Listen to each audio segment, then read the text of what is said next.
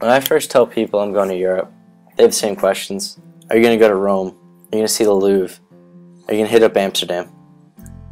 But now, mostly through my semester, after doing all those things, I've realized my memories are not going to come from what I saw or what I did, but the food I've eaten, the culture I've soaked up, the people I've met, and the experiences we've all had.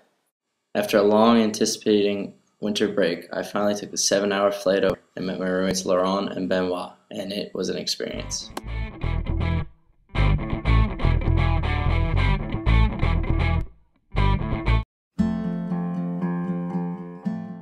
It wasn't long before we took our first trip. After a 4-hour bus ride, we reached our destination, Amsterdam. Not only did we stay in the heart of Amsterdam, but the heart of the red light district. Yet, our trip wasn't just a debauchery. We also made it to the Anne Frank House and the Van Gogh Museum. Needless to say, I have a new favorite artist. That next weekend, we spent our time in the romantic port city of Bruges. There, we searched for the church that had the Madonna and Child, went to the chocolate factory, sampled some local chocolate, and spent the whole day searching for the best mussels in all of Bruges.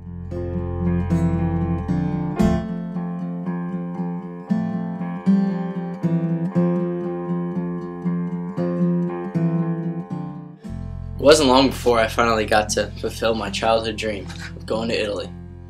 There, the scenery was more beautiful, the Colosseum was even bigger, and the food was even better than what I had dreamed.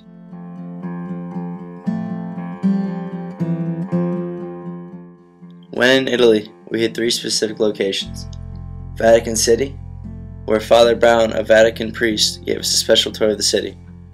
Rome, where we saw the Colosseums and the Forum, and I ate the best gelato of my life. Lastly, Venice, where we missed Carnival only by a few hours, but saw a few strugglers in the train station upon arrival. Finally, after a long wait, St. Patrick's Day was finally here, and I got to spend it with my girlfriend Katie, my friend Brett, my roommates. There we got to witness the St. Patrick's Day parade, drink great Irish beer, eat pretty good Irish food, and witness Irish music. Come on, Valentine,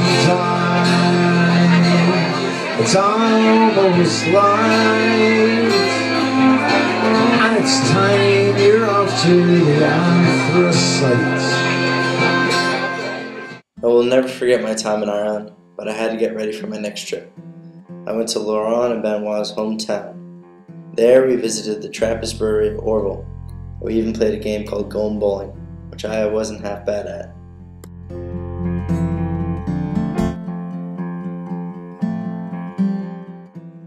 When I first came to Europe, I thought the most beautiful country I'd ever go to was Italy, but I was wrong. Croatia far exceeded my expectations. The water was crystal blue, people were super nice, the food, even though I didn't know what was in it, was very good as well. While in Croatia, we made our way out to the Plitvice Lakes. A national park in Croatia, it still seems beautiful, even when it's snowing and you're not properly dressed and your feet are completely soaked. My last trip was to Munich, Germany, which I had no expectations, but was probably the most fun. There, I saw people in the middle of the river surfing in the middle of the winter. I even went to my first professional football game, Munich Bayern, and that was an experience.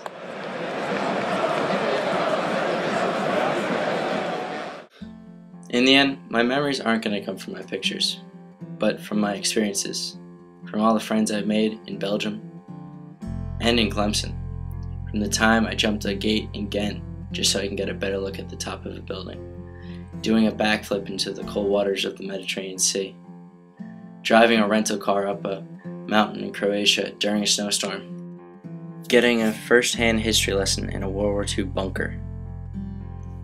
These are the memories I'm always going to cherish. Brother, wait.